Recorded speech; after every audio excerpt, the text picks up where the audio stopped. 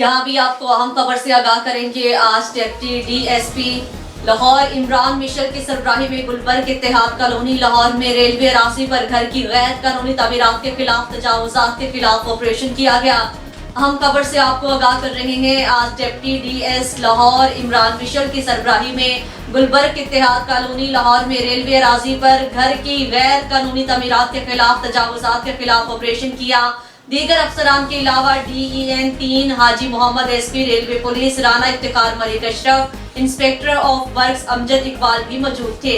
PWI और SHO Sarfaraz Ali. इसी दौरान पुलिस की भारी नफरी और एहलकारों ने ऑपरेशन में भरपूर हिस्सा लिया। इसी दौरान काबिज ग्रुप की जानिब से मजम्मत का भी सामना करना पड़ा। हम रेलवे की जमीन पर गैर कानूनी तमीरात पर समझौता नहीं करेंगे। DSP लाहौर। डिप्टी DS का मजीद कहना था, हम रेलवे की जमीन पर गैर कानूनी तमीरात पर समझौता नहीं करेंगे।